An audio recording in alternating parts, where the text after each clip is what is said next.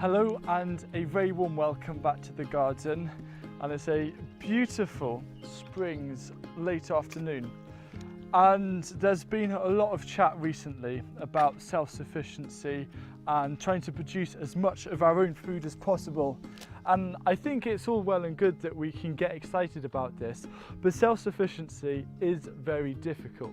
So in this video, I thought I'd do a collaboration with Liz Zorab, who I think is one of the most inspirational people when it comes to self-sufficiency, to show you what we think are 6 vegetables that do actually make a massive difference. So if you want to get started with self-sufficiency, start with these 6 vegetables. So today, I'm actually planting some broad beans, and what I'm doing here is I'm creating a bit of a tilth, just so it makes the ground a bit nicer to work with. And all of these stones that I remove, I'll eventually move them all the way up and then collect them. I'm going to be planting bunyards, which is a variety of broad bean, and it actually links in with the first vegetable to get started with, one of the top 6 ultimate vegetables when it comes to self-sufficiency. And broad beans are wonderful. I'm a huge fan of them.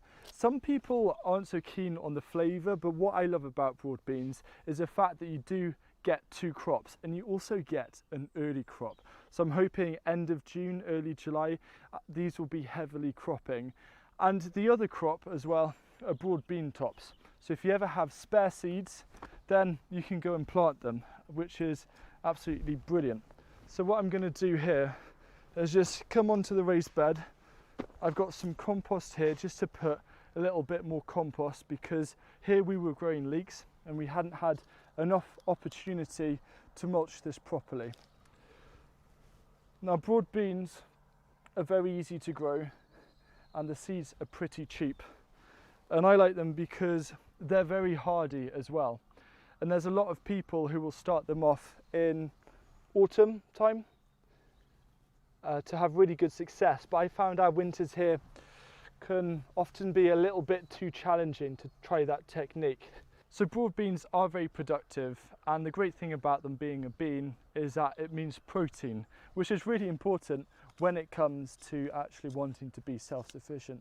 So all you need to do is actually blanch and freeze the beans and keep these in your freezer, so you can have a great source of protein during winter months where it can be more challenging. Now, Liz Zorab actually has an alternative to broad beans, so here's Liz to give you her alternative for you to try out as well. I'm with you, Hugh, on the broad beans. They are absolutely fantastic.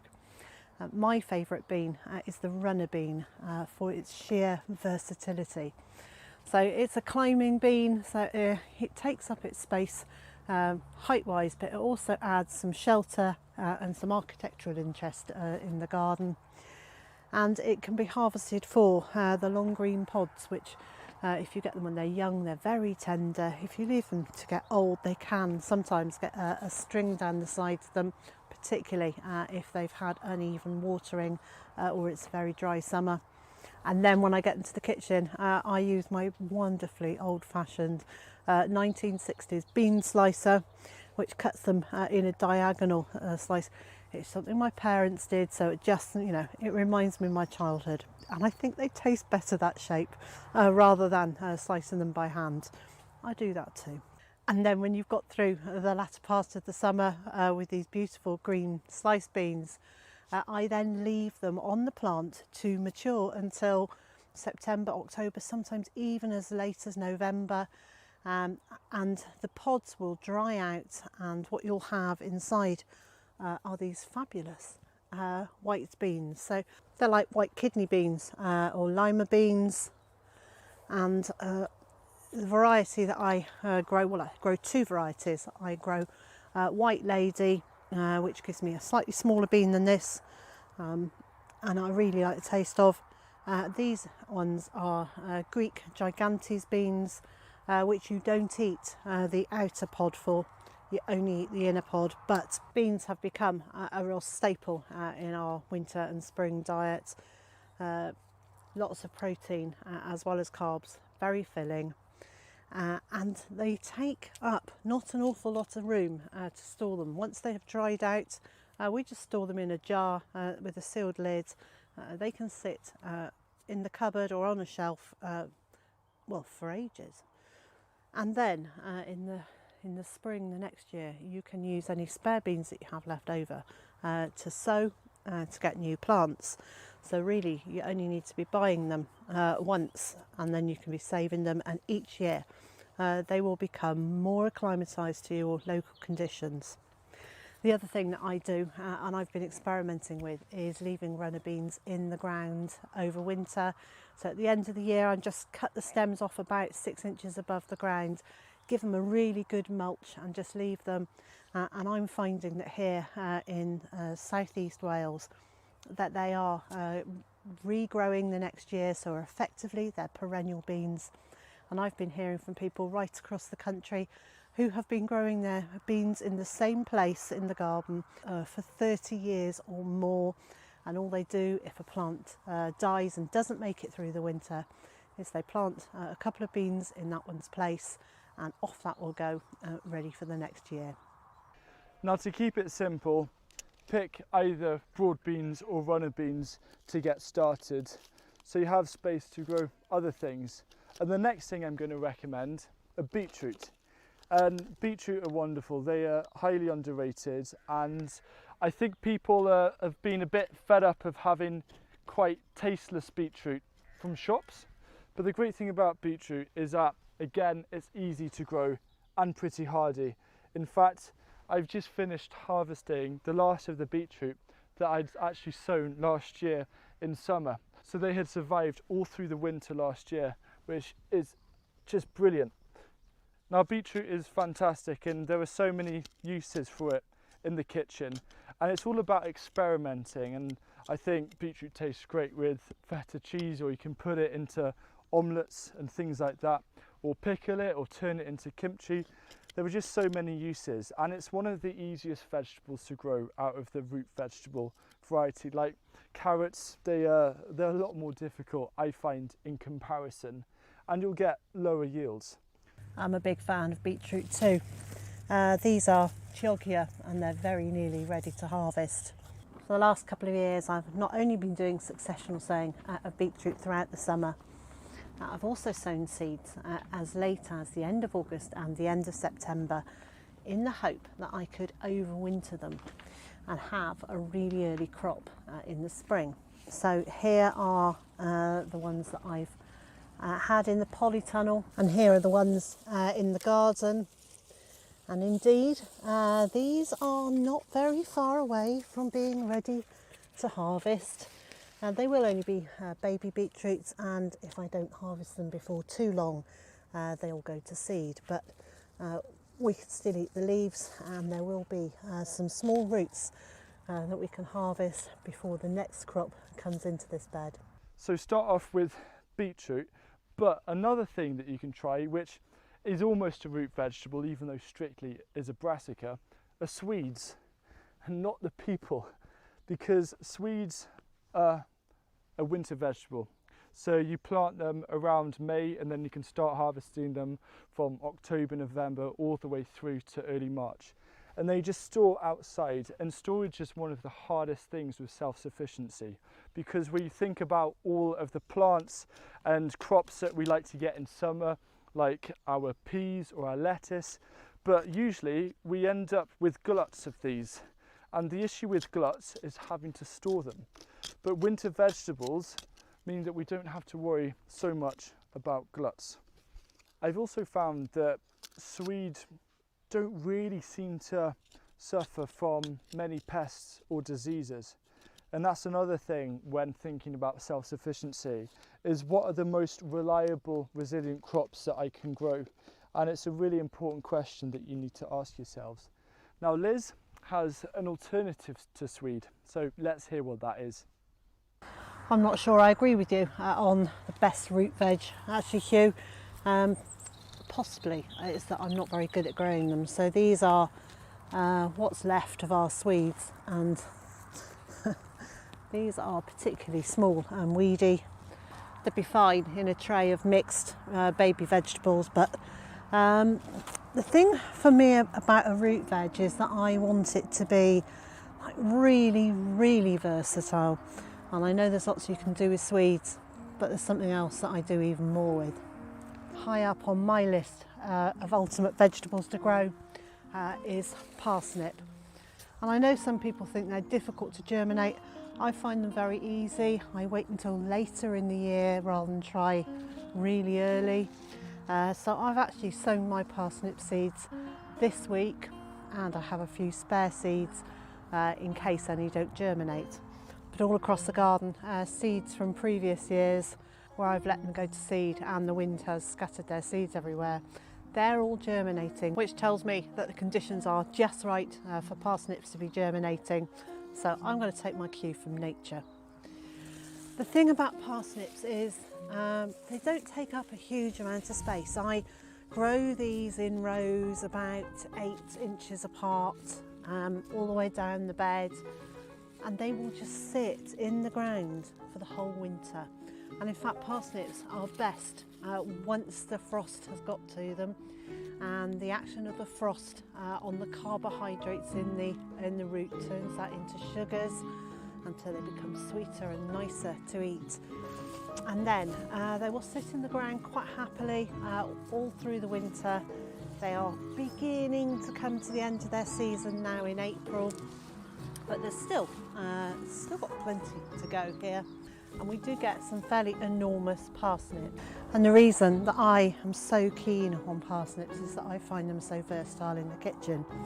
So you can boil them and roast them, you can mash them, you can make chips and crisps out of them, you can deep fry them, you can shallow fry them, you can do all sorts of things with them. You can make parsnip wine.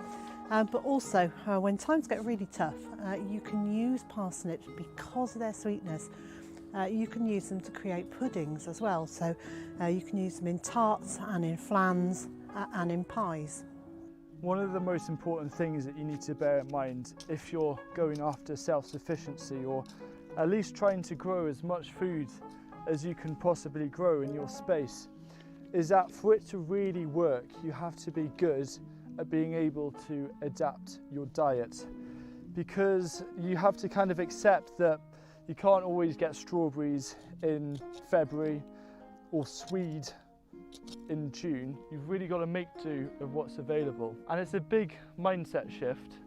But as long as you then just realise that, okay, I can't have everything I want, I've just got to make do with what's available, I think it's a massive positive, because you get bored of things and it makes you actually look for recipes to make boring things a lot more interesting. And one of the kings of perhaps boring vegetables, but also in terms of productivity, a 2-in-1, is definitely kale. So I'm adding kale to the list because, again, another winter vegetable, but it's very flexible. You can harvest kale all through the year, just depending when you plant it. So you can have it all through the year. It's packed full of nutrients, and the great thing about it being able to be enjoyed throughout the year means that you don't, again, have to worry about freezing and storing it. You can just go up as and when you need it. But for me, the really exciting thing about kale is it offers an amazing crop for the hungry gap. And again, the hungry gap is a very important thing that we need to bear in mind if we're trying to be self-sufficient, because the hungry gap is a period between kind of March until June, roughly, here in the UK, of when we're really lacking in crops, because the winter vegetables are over and the summer crops aren't quite ready, and there's a real lull. So kale, actually, when it bolts in the second year, sends up loads of flowers, kale shoots. I kind of call it poor person's purple sprouting broccoli, because it's basically the same thing. And you can keep on harvesting these shoots from March, April, sometimes even into May, and they're so sweet and delicious and make a great alternative, especially if you've been bored of greens and kale throughout winter. I'm not as big a fan of kale as you are, Hugh, only for the reason I'm not 100% keen on the taste of it. but I am growing some. So I've got some I've got some Cavolo Nero, the black kale, that's just coming, and here I've got a red curly kale, so this is just beginning to get its first true leaves, and I'm actually growing that one to plant in the flower borders because it's a beautiful burgundy red colour. It's got very frilly leaves. It grows to about 3 feet tall. I'm going to grow it in the flower borders as my sacrifice plants. So each year I put in some brassicas to support the butterfly and moth population. I net the things I'm going to eat, but I do like to leave some out to support the wildlife. So those are the ones that are going out for the wildlife. And my favourite brassica is a red cabbage. These ones were planted 22 days ago, so they've germinated and they've come up, they've got their seed leaves and the first true leaves are coming. I'm so excited about these. Red cabbages, I grow 2 different varieties. One is a red drumhead, this one is red acre. One of the reasons I really like red cabbages, I find them so versatile, so I start these ones off now. And I can be harvesting these in August and early September, and if I sow some more in about 6 weeks time, that will then delay the development of those until October, November, so I get 2 harvests. So they form these big, really tight heads of leaves which I harvest, and then I can shred it really finely and use it in coleslaws instead of a white cabbage. I like the colour that it adds, I like the flavour, and then I can do a similar thing but not shred it quite so finely, and I chop it up and I make a braised cabbage which I freeze for the winter. And that is our staple pre-cooked cabbage that I keep in the freezer. It's on hand and we can use it anytime we like. I like the mildness of their cabbagey flavour, and I like the colour that they bring to our plate. Okay, so I've just popped to the final leek bed, and a lot of you know that I'm a fan of leeks, and I kind of have to be because I am in Wales after all. But leeks, again, I think are underrated, and they're also another winter vegetable which I'm adding to this list. And the reason why is because, yeah, you've got your leeks, you've got your greens, and you can harvest them from October until March. They're easy to freeze, all this kind of stuff. But they make a fantastic alternative to onions because we love onions. We use onions all the time if we're creating casseroles or stews or soups and things like that. But onions don't always fare well, and they're sometimes a little bit harder to grow than leeks. That's my personal experience. It might be different for you. But what is a connection? Well, leeks and onions are alliums, they're in the same family, and you can actually use leeks as an alternative to onions. So instead of, say, using onions if I'm making soup these days, I now chop up a leek and use that instead, and it tastes very similar, and in some cases I think the taste of leek can actually be superior to onions in cooking savoury meals. One slight downside of leeks though is that they are a winter vegetable, and if you don't have loads of freezer space, then it can't always be a complete alternative.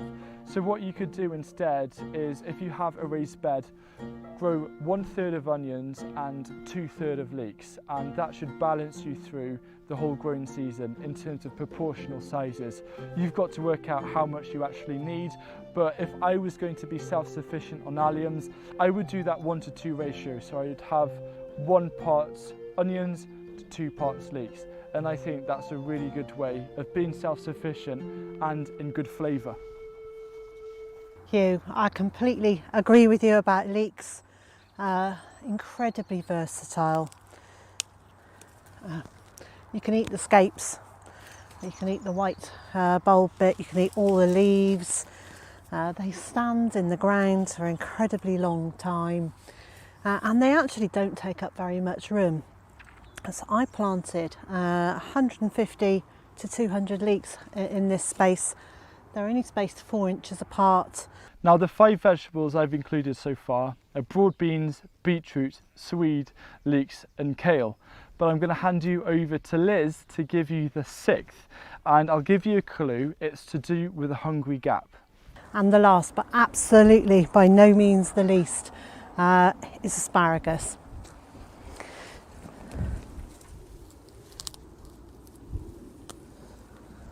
What could be nicer than fresh asparagus from your garden? Asparagus is not a quick investment. You buy crowns and you need to get them in the ground, and you don't harvest from them the first year, and you take just 1 or 2 spears from each plant the second year, and then after that you can harvest more and more from it. But it will go continue harvesting for a good 20 years or more, and it is so expensive in the shops, and it just doesn't taste the same. Young asparagus tips are so tender and so tasty that you can actually eat them without cooking them.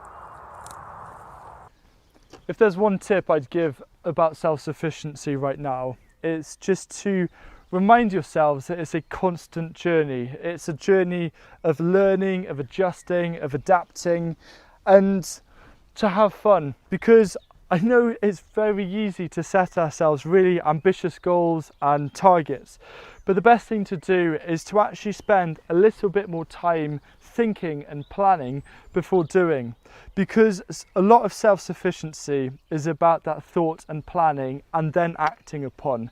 Because spending just a little bit more time thinking about how much you need to grow of what and when will make such a massive difference in the long run.